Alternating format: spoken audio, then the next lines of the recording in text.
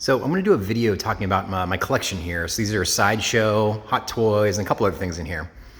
These glass cases are Detolfs. That's kind of I found that's like the go-to for these kind of toys. Like I've met friends in other countries who I went to their apartment and they had the exact same case.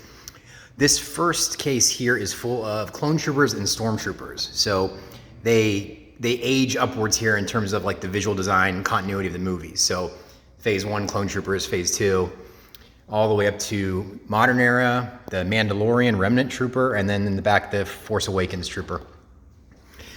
Over here, we got some droids. We have the alcoholic version of R2 in the background, and then this is one of the newest figures I got here, which is like every arm of R2-D2 in existence comes out. This is Obi-Wan. This is the deluxe version, so he comes with not only baby Luke there, but also the hologram of Sidious and Anakin back there. Some creatures up front here, Yoda, and then Wicket. This is another new one. The sculpt on Wicket's really cool. He pretty much looks as good as he does in the movie. And then finally, Luke and his worst student he's ever had, Mr. Kylo Ren. This case here at the top is Jabba. So this is the largest figure I own. This thing weighs about 35 pounds. It's really massive. I actually got to go to Sideshow. I was on their podcast with Jeff May, and Jeff was nice enough to give me a tour of everything. So I got to meet the guy that painted the prototype for this Jabba. And it was really interesting because he was saying that in the movie, you only see the Jabba puppet in 2 environments. So matching the colors was much harder than something like Vader, where you see him in multiple environments and you really get an idea of different lighting and what the color really was.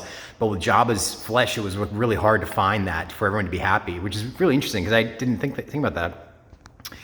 Inside the case here, this first one, we first have poor Alex Murphy, 2 versions of him, a battle damage, then a very battle damage version.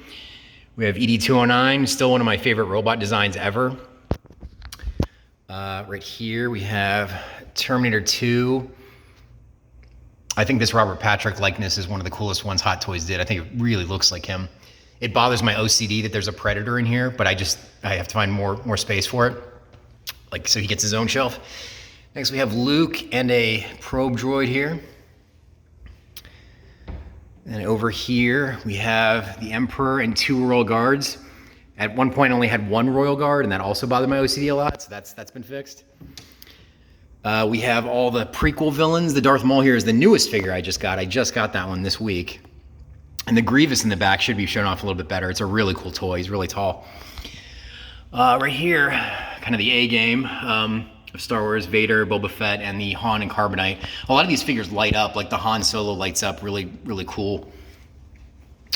Over here, we have some Batman. Again, I think the Michael Keaton, Jack Nicholson sculpts and the Aaron Eckhart sculpt here are some of the best stuff from Hot Toys. Like, it really, really looks like them.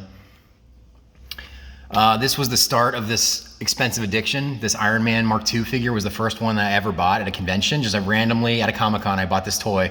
I didn't think it would lead to something like this later, but just a really cool, the accessories, the detailing is pretty amazing. Down here is kind of a hodgepodge. There's a Masterpiece Soundwave, there's a Hot Toys Optimus, and then a third-party Optimus in the front that I was sent as a gift, which is really cool. Just a beautiful looking toy.